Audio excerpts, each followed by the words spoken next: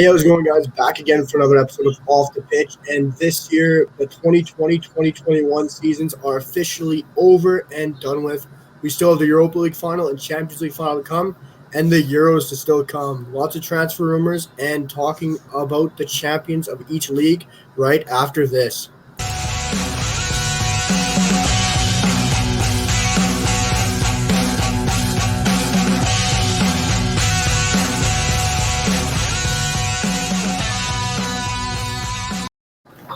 The Premier League has finally come underway and finished, and it is all over.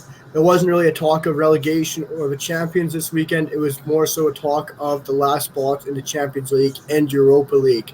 We saw Tottenham beat Leicester, or Chelsea lost to Aston Villa, and Liverpool beat Crystal Palace to put Liverpool, Chelsea, and Manchester United, and obviously Manchester City into the top four. Were you expected when you saw these results and the final top four?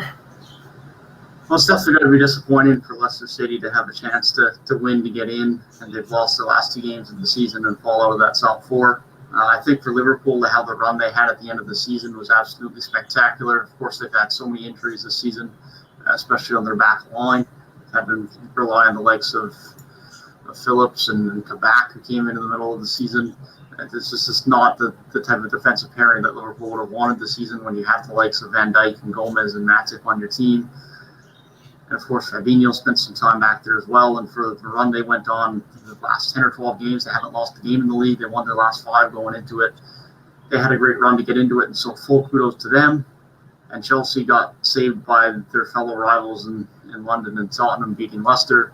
So they have to be very fortunate for that. But Tuchel came in when Chelsea were in 9th place, and the goal was to get them into the top four, and that he did.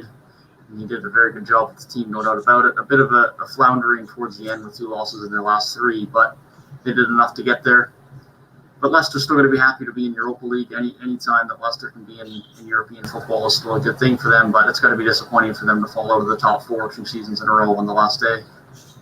Yeah, definitely. I don't think I've ever seen a Chelsea supporter get excited by a Tottenham goal or Tottenham win, but to see Leicester bottle it as badly as they did, they were in the lead, they were in cruise control, and Kasper Schmeichel throws up a howler, and then VAR has another shocking decision on a handball for Harry Kane, and then obviously it was gone from there. After 3-2, you just knew they weren't going to come back and score 2 goals against Tottenham after they scored 2 penalties, but it was an unbelievable season in the Premier League. We'll go through each team.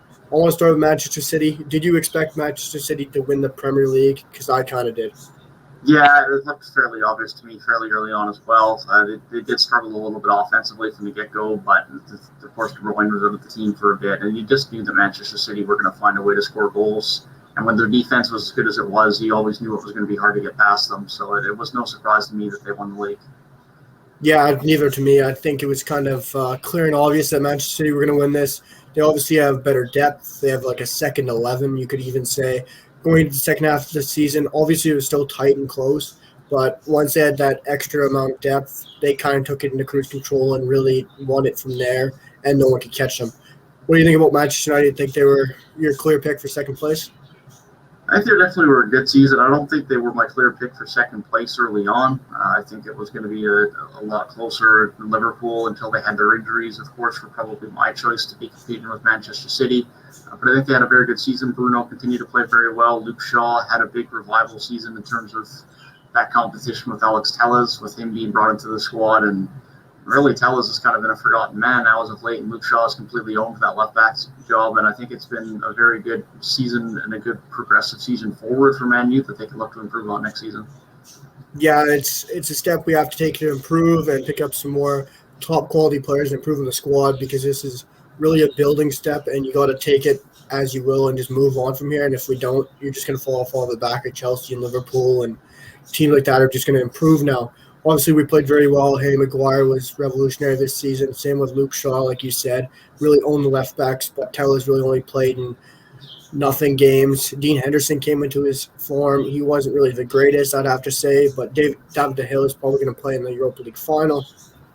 Midfield is still shaky. Bruno Fernandes, Rashford, Pogba carried the team. Same with Cavani, was apparently somehow came from nowhere to be the signing of the season for us. And we'll move on to third place. Liverpool really came from nowhere here. Obviously had a shocking of the season with injuries everywhere. They were looking like 6th, 7th, 8th place, nowhere near top 4. And all of a sudden, like you said, they went on that run and came from nowhere. Did you expect them to finish in third, or after the season, did you expect them to finish that high? Well, from where I saw them a couple of months ago when they were really struggling with injuries, I really didn't think we were going to see them in top 4. For me, it was even just genuine consideration as to whether they would even be in Europe.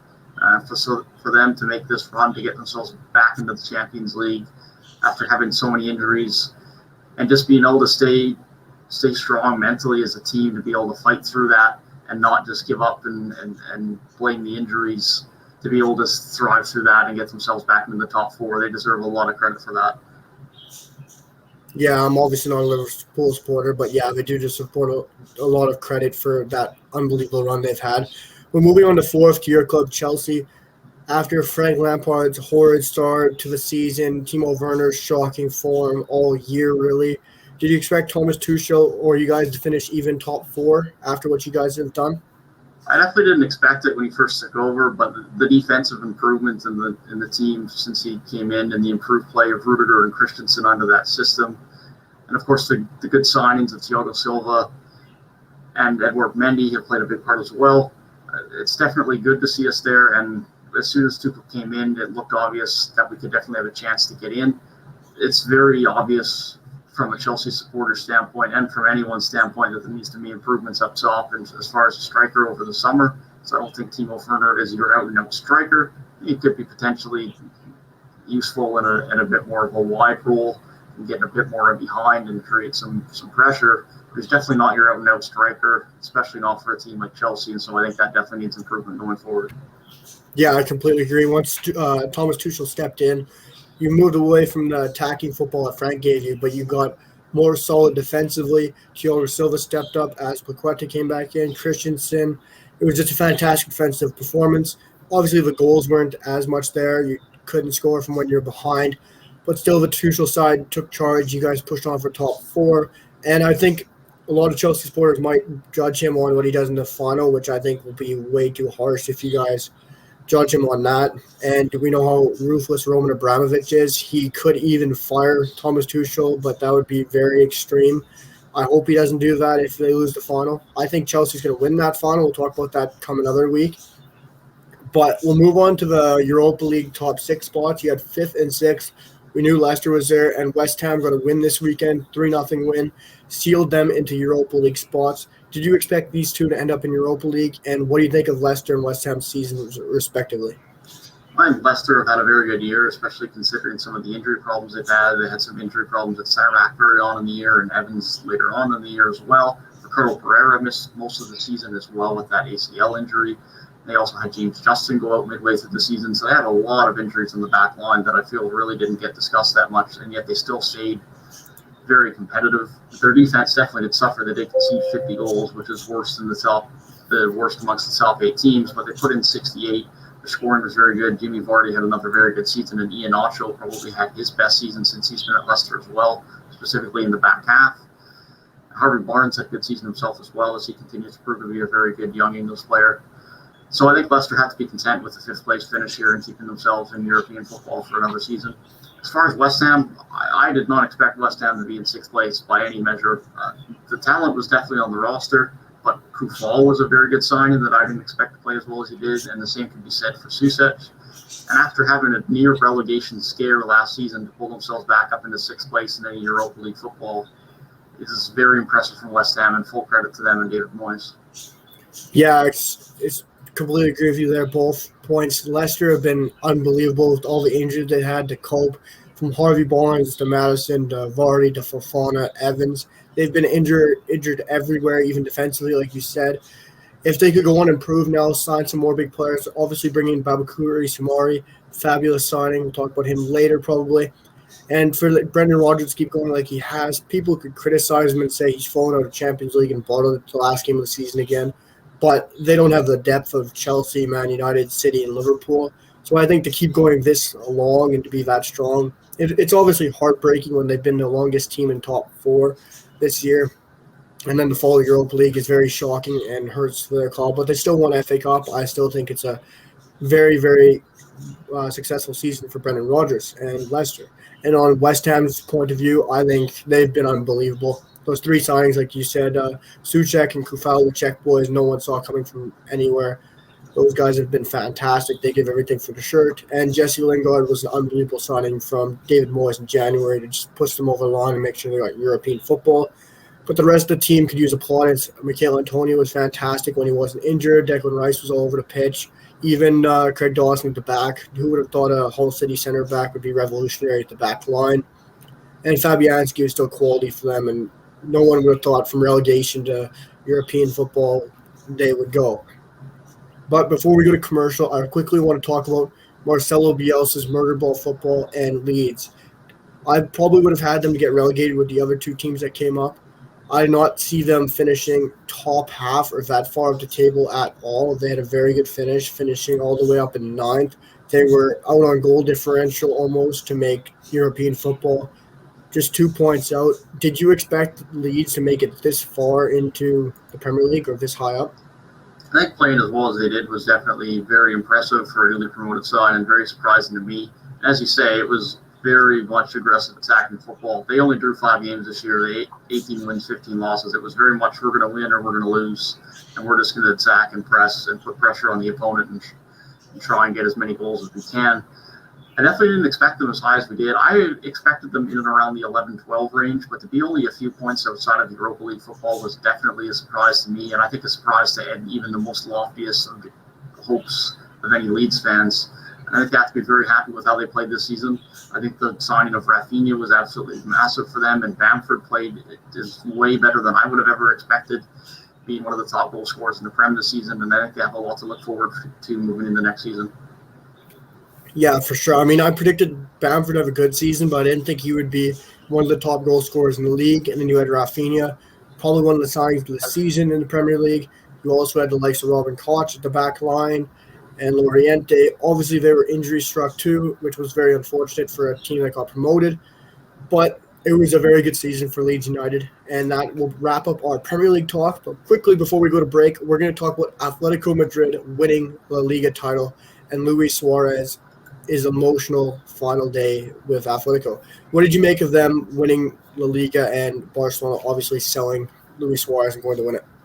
I think it's a well-deserved title for Atletico Madrid. I think they've been the most consistent side throughout the season. They had a bit of a slip in the latter half of the season, of course, but they finished strong, winning 4 of their last 5, and they had such a great start. They got off to such a great lead and such a just defensively sound side. They only conceded 25 goals all season. And, of course, Luis Suarez has been so crucial for them. And it just seems so confusing from Barcelona's standpoint. You let go one of the best strikers still in the world, in my opinion. Obviously not at the same level he was a few years ago at Barca or when he was in the Prem. But he's still such a good striker, as he proved for Atletico Madrid, and just knows how to put goals in the back of the net. And now you see Barca go and sign another old striker in Aguero. This just doesn't make sense as to why they didn't keep Suarez in the first place. But nonetheless, Barca have realized they've made a mistake, no doubt, and a great season for him along with the rest of Atletico. Marcos Llorente played very good for them throughout the season and all the different roles that he played. And Jan Oblak continues to be a good source for them in net. It's just a very complete, well-coached, well-structured team, and full credit to them for picking up another La Liga title. Yeah, I think you got to look at one of the most underestimated probably managers in football. You could say he's not too underestimated, but Diego Simeone is probably my favorite manager in football right now. He obviously is not the greatest English speaker. That's probably why we'll never see him in England. But him in the Spanish league has been unbelievable to watch at Atletico Madrid. His defensive style football, the way he's gone and played some attacking style football with João Felix and Luis Suarez this season, changing up his tactics has been unbelievable. Seeing João Felix has been fantastic. And you got Luis Suarez coming in. I completely agree with you.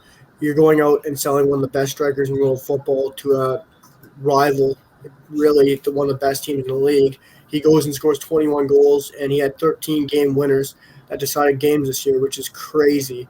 And then you go and you sign a guy like Sergio Aguero, who's another old striker. As they said last year, they're going to go young. They're going to switch up the development. It makes no sense why you go and buy Aguero and stunt the process of the guys like Ansu Fati and Pedri. But great on Atletico Madrid. Their teams played fantastic. Like you said, Loriente and Oblak and others like him. They've done very well. Good job to Atletico Madrid, Diego Simeone, and on them winning another La Liga title, and to Manchester City on winning a Premier League title. We'll be right back after this to talk about our transfer rumors for another week.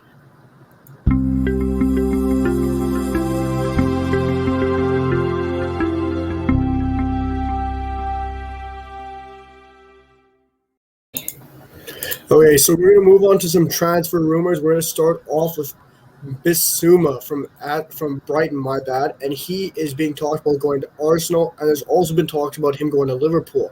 Talk is the 24-year-old is on the move to either Liverpool or Arsenal, and Liverpool have gotten a huge boost because Arsenal are currently looking to explore other options.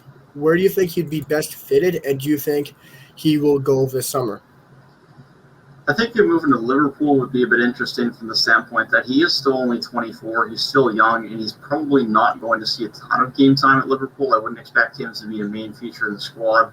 You still have the likes of Fabinho, Jordan Henderson, Curtis Jones, Naby Keita, and Alex Oxlade-Chamberlain if they can stay healthy. There's a lot of midfield depth in there, and he would definitely get some games, but how often he would play is going to be certainly a question. So from other than a financial standpoint, although he's not going to get bad money from Arsenal or any other club, he probably would get a little bit more from Liverpool, but the playing time would be a bit of an issue. I definitely see him moving. Brighton obviously has been a bottom-of-the-table club for a while now. If they could get some players that could actually put the ball in the back of the net, it would be a different story. Their expected goals are always so much higher than the actual output.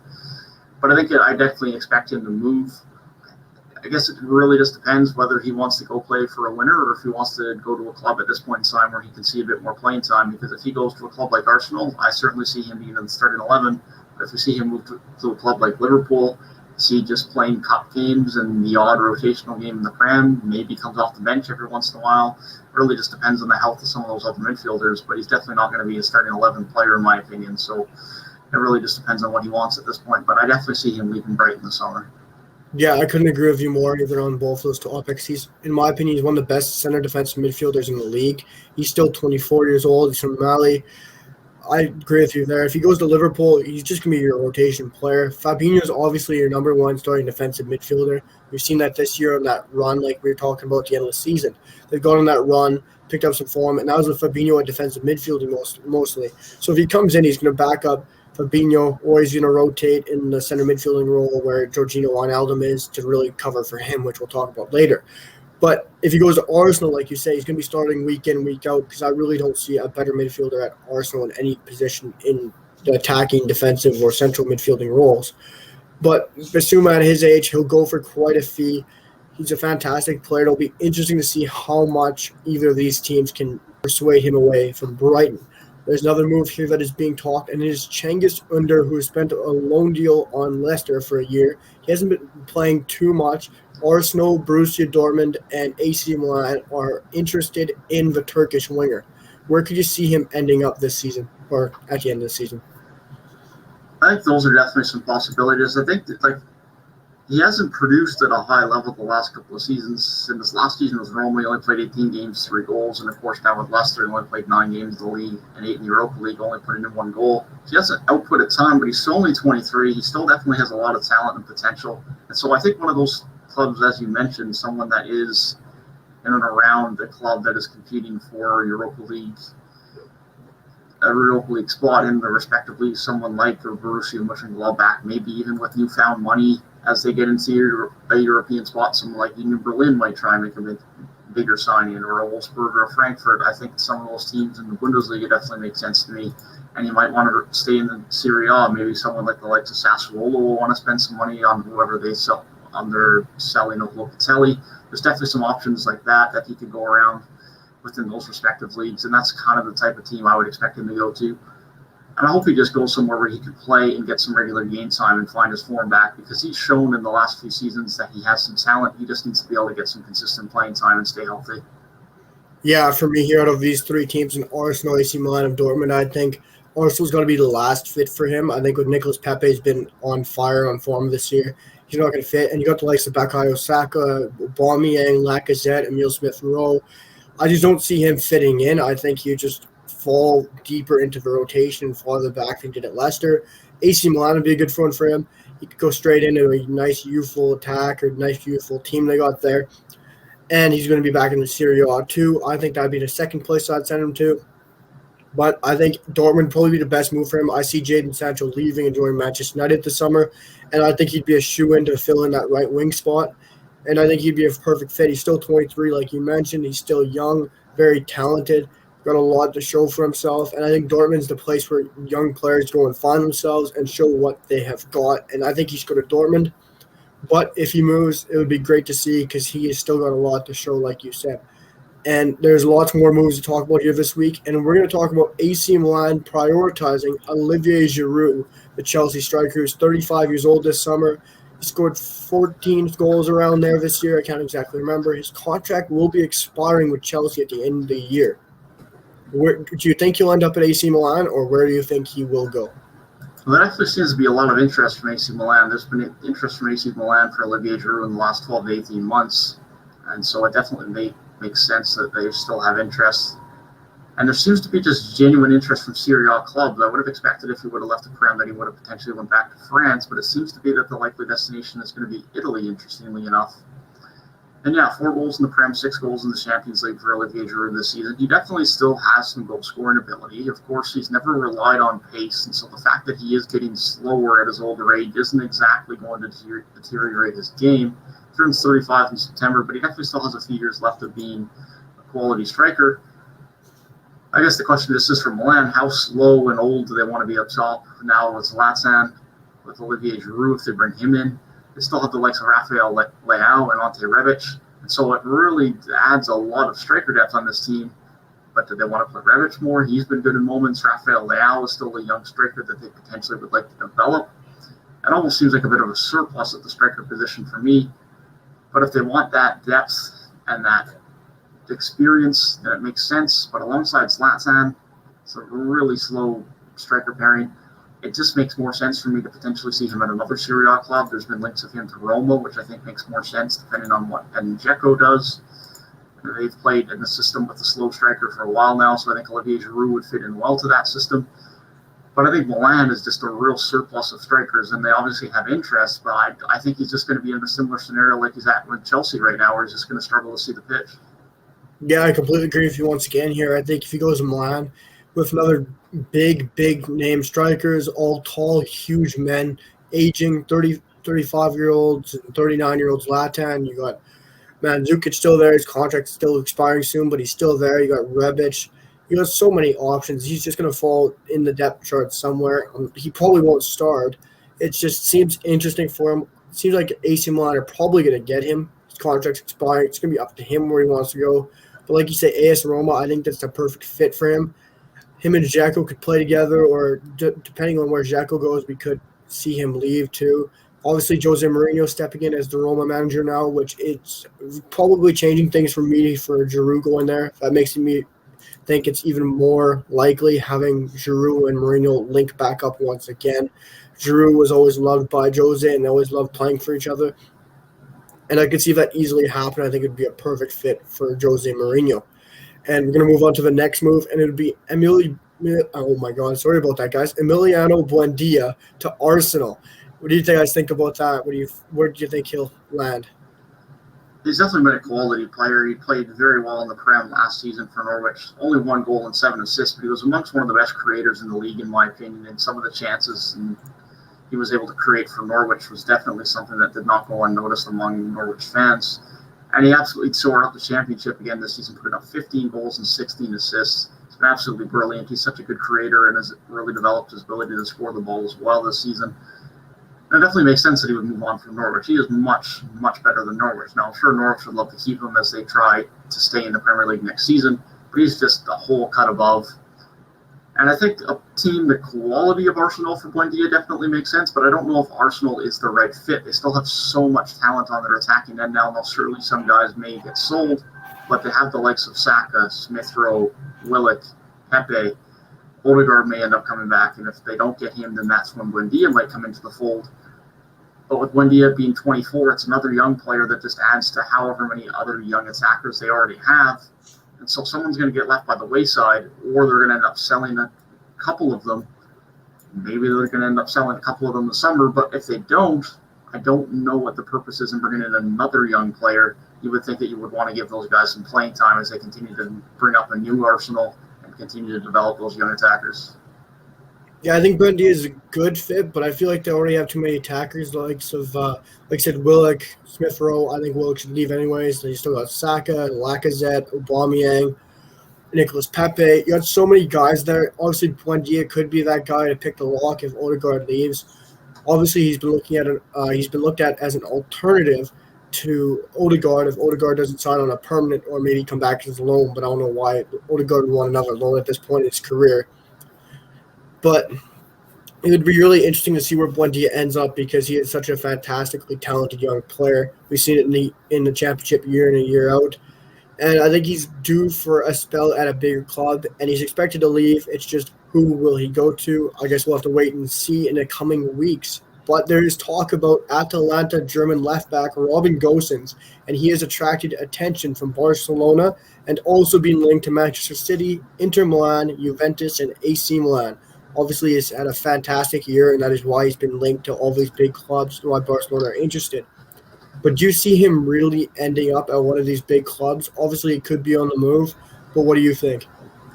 I mean, he's a brilliant player, but that is some big clubs for Robin Gosens to be linked to, especially mainly teams that do not play the type of system that Atalanta do, where Gosens is typically playing in that left wing back role, like we've seen Atalanta play, where he just gets up the pitch and contributes offensively. And I think realistically, if he is to sign at one of those clubs, he is more of a left mid than a left back. His ability going forward is just so dynamic. He put up 11 goals and 5 assists in the league this season. 11 goals in the league this season. And it's interesting to me. I don't know if he's quite at that quality. I think similar to a lot of these Atalanta players, they are really good in this system, and that's not necessarily to say that they aren't good players and couldn't fit somewhere else. But I think Ryan Gosens is just at his best in Atalanta. I think he's best to stay at Atalanta. He's going to be in the Champions League again this season. Atalanta continue to be a force in the Serie A and consistently put themselves in the Champions League. Maybe he does move. Maybe he wants to go to a bigger club and he has higher ambitions and he wants to win a few more titles. But I think he is best fitted at Atalanta. Yeah, I completely agree with you. In this formation, in the system that Atalanta play, I think he's got to stay, and I think this is really where he has to play. I think he's enjoying his football. Champions League player. Why go to the likes of Juventus and AC Milan when they're lower down the table than they are? Maybe they switched because of points or whatever this weekend. It's been quite a jump in movements, but Atalanta are obviously still a better attacking outfit. They're still winning games. They're winning Champions League. They're Cinderella story. They're underdog. And he's only 26. He can still improve. Fullbacks can last quite a while if they want to. And I don't think he's going to Man City or Barcelona because that'll just be a toxic environment for him. And it could be interesting to see if he does move this year, but I hope he really doesn't. And if he does, it'd be cool to see him end up in Germany, in his home country. 2 more moves before we wrap up this series of the podcast, our transfer rumors segment. We're going to move to 2 Spanish midfielders. Real Madrid will look to sell Spanish midfielder Dani Ceballos, and Arsenal are not willing to pursue a 24-year-old.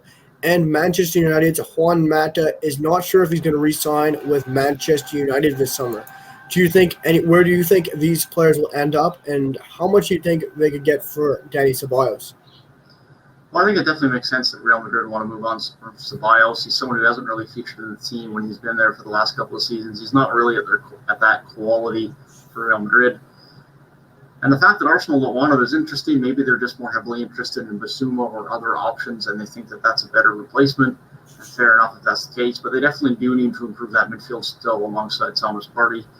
And so I think not wanting Ceballos is interesting, but if they have other options, then so be it. I think he'll definitely move. If Arsenal don't have interest, then it's probably more likely he stays in the Liga. Maybe we see him at more of a Europa League quality to mid-table club. I mean, he'd be a really good player for a mid-table club, but I just don't know if he's at that level of any of the top clubs. Barca probably aren't going to want him. Maybe Real Betis, someone around that level has some level of interest. But that's probably where he'll end up, in somewhere in that range in the La Liga.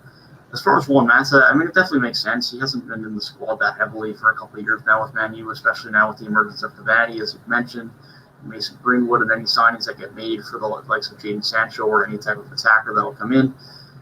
And so maybe he wants to go back to Spain, although he's been in England for a very long time now. He may be just as comfortable in England as anywhere else. But I think it definitely makes sense at this point for him to want to play a little bit more. Now, maybe he'll just want to go and get some trophies somewhere. But if that was the case, he probably would have moved somewhere else now or just been fully committed to Man U anyways. And so I get the indication that he probably wants to play at least on a little bit more regular basis. And so we could see him move down the Premier League table, but I don't see him playing for a smaller Premier League club. I think it's more likely we see him go back to Spain. Yeah, I think I agree with you. Both of them will probably go back to Spain or stay in Spain for Dani Ceballos' situation. They're both obviously needing to find some form or to at least get some game time. Juan Mata is still a really good player. He's still smart, still intelligent. He's still like David Silva, still at the peak of he's at the end of his career. Still can play pass, still can pick out those smart movements, still can move around the field. Obviously, he's not the fastest player, but he's still a very good, talented player who could play for a top club. Maybe not your top three, but maybe your Valencias, your Villarreals, your Real Betis. And for Dani Ceballos, I think it's the right time for him to move on.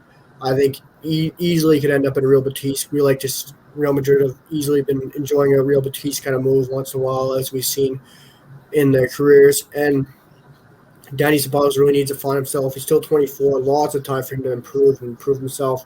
I think he's done very well at Arsenal. I just think Arsenal just don't suit him or don't suit his play style as much as he needs. And I think going back and playing in the Spanish system and the Spanish way of play would be perfect for Dani Ceballos. We're going to move on to our next segment right after this, guys, and talk about some of the big news in the world of football and mostly talking about the Serie A table and the Liga table. We'll be right back right after this, guys.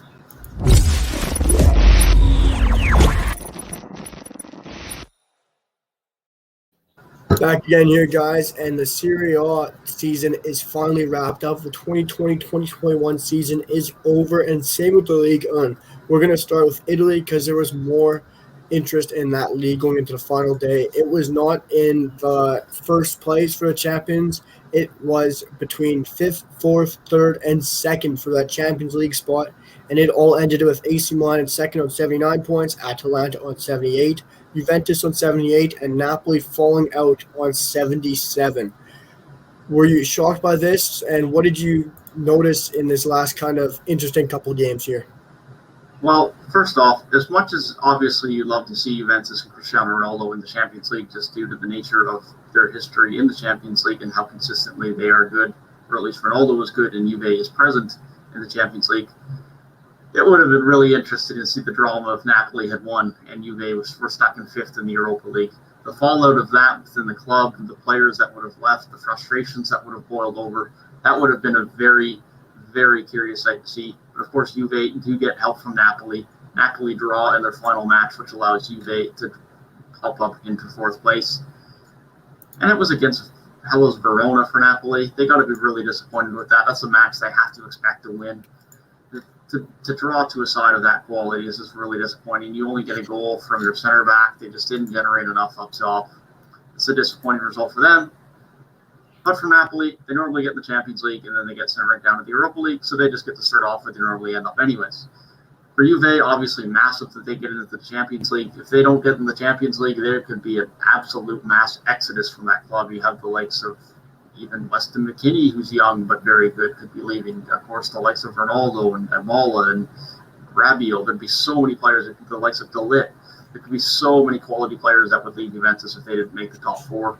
And so that is very, very crucial for them. Of course, as we mentioned, Atalanta have had such a good attacking season as they have for the last few seasons. They've gone from being one of the worst attacking teams in the league to just absolutely tearing up the attack with the likes of Ilicic, Muriel, and Zapata, and Alejandro Gomez until he left in January. And a very good season for Milan as well. Of course, they had the league lead for most of the season, and then they kind of slept off, and Inter just absolutely ran away with it. But still a very good season for a Milan squad that is still fairly young outside of their strikers and still very much in a retooling and development phase. And the likes of Kessie had a very good season. The likes of Theo Hernandez was very good for them as well. Some very young players leading the team, and they're only going to continue to get better if they can hold on to some of those players. Of course, Inter Milan with a very good season as well. Absolutely tore away with the league. Lukaku and Toro Martinez doing the thing up top as they have. The emergence of Bastoni into the squad this year was very good as he took a much bigger role into the center back role. So there's still some youth being integrated in the squad, which is always good to see. What a great title win for Inter. Yeah, exactly. And Napoli should exactly not be tying a club like Hellas Verona. If you're going to be in the Champions League, you're going to be expected to beat the likes of Hellas Verona and teams like that. And if you can't beat Hellas Verona and you want to get in the Champions League, you shouldn't be deserving of being in the Champions League. Like you said, mostly they'll get in there, they'll drop down Europa League, they'll get in there, they'll drop down. It's the same thing every year. But I'm glad they're just starting in Europa League because maybe they'll go straight out like most years.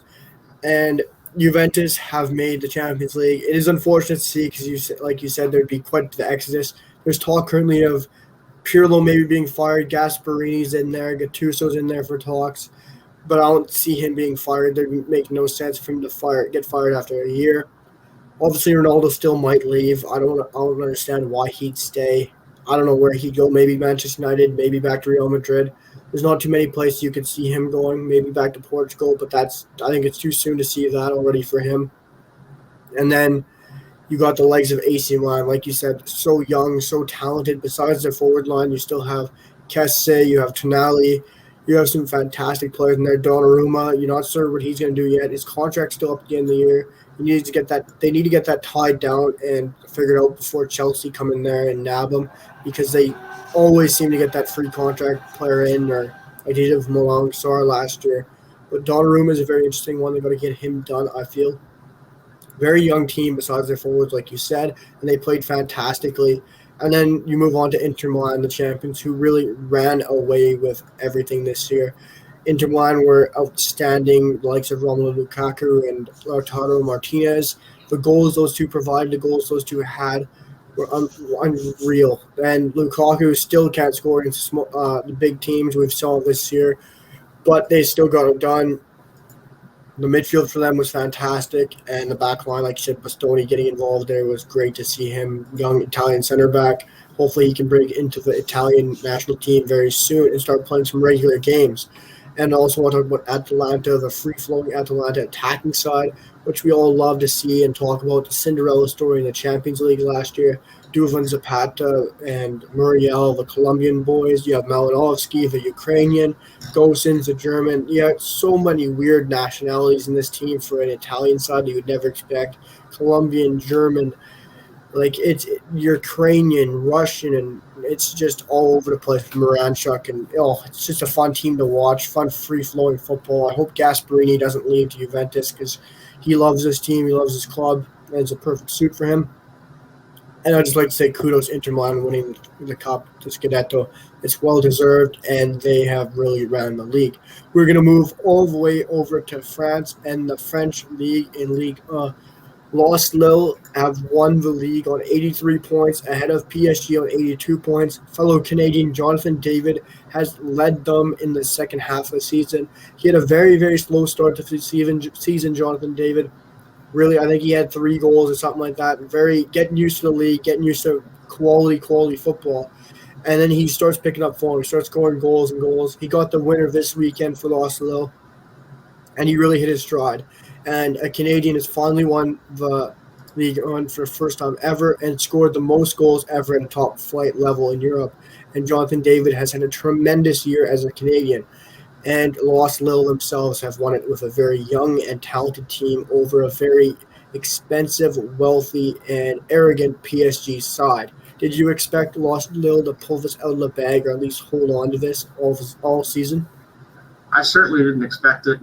But what a nice sight it is to not see PSG on top of the table. It's nice. Of course, PSG are a great team, and I'm sure they'll win many league titles over the next few years. They just have more money than anyone else in that league by a long shot. And unfortunately, that's just kind of how the results go in world football nowadays. But it is great to see Los Lille up there. PSG dealt with some COVID issues and some injury issues early on in the season. They dropped a few too many games, and they really were just never able to recover from Los Lille's great start. And full credit to them to be able to hold on down the stretch. They were consistent throughout the whole year, only lost 3 games on the season. And as you mentioned, Jonathan David had a great second half of the season. It's great to see such a great young Canadian up and coming. and have as good of a season as he did. Botman, who didn't really play too much last year, but fell into the center back role alongside Jose Font after the departure of Gabriel. He had an absolutely brilliant season. The signing of Yilmaz as a free, who ended up being their leading goal scorer on the season, was absolutely massive as well. He finished with 16 goals on the year, and that's a brilliant signing that needs to be mentioned as well. So Fukuro's the Lost Quill, had a great team. They're so good at player development. Every single year it seems that they're losing a player or two to a bigger club picking them up for a high value, a good young player, and yet they keep bringing in players in, and they just continue to put out good, young, talented squads, and they do it year in, year out, and full credit to them to be able to get a league title. PSG will still take the Champions League spot, but it's got to be disappointing for them to not be able to get that title. Monaco hold on to a Champions League spot as well, so it'll be nice to see them back in the Champions League after it looked like they were nearly going to be relegated last year. It was a scary spot for Monaco, a very, very rapid fall from the top. But to see them back where they rightfully belong at the top of the league table is a great thing. And then we will see the likes of Lyon and Marseille in the Europa League. But full credit to Lost Quill, an absolutely great season to hold off PSG and see a different name at the top of the league table. Yeah, I couldn't agree with you more, and I hope we don't see a Lost Quill blow up like the Ajax team did when they went on that run. I hope we don't see them get all sold. I hope they can keep them all together and create a fun dynasty and see them win Ligue 1 for many years to come. But looks like we have just a couple more minutes time. We'll give our opinion quickly on this 24-man Spanish roster going into Euro 2021. It's very shocking. This is the first time ever in Spanish national team history and Spain history that we see Real Madrid have no players in the Spanish national team, and that is correct. You're seeing Brighton and Hove Albion and Leeds United have more Spanish players in the Spain national team than second place Real Madrid did. It's unbelievable to see no Sergio Ramos, no Carvajal, so many fantastic players in this Real Madrid team that haven't gotten in.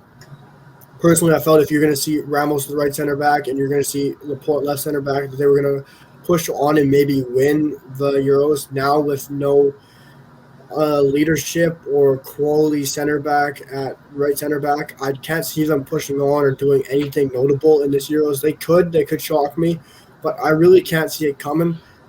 What do you feel in the Spanish national team before we wrap things up here? Yeah, it's very weird. Of course, there's been a lot of defenders left out of the squad. Those are the main omissions. Of course, Sergio Ramos, as you mentioned, the like of Sergio Roberto, Sergio Reguilon, Hector Bellerin, Jesus Navas, and Danny Carvajal. A lot of good fullbacks there, all being excluded from the team. But yet the likes of Marcos Llorente has been included as a fullback on this team, which is very odd to me. Of course, he can play at that right back spot. He has played there a bit for Atletico Madrid. But it's very odd to me. He doesn't seem like an out-and-out right back. The center back scenario is going to be very weird, of course, as you mentioned, without Sergio Ramos. They're going to have Laporte, and then Pau Torres naturally does play as the left center back role, so maybe they try and adjust one of those two. If not, then you're playing the likes of Cesar Azpilicueta, who isn't naturally a center back. He's probably playing right back for you.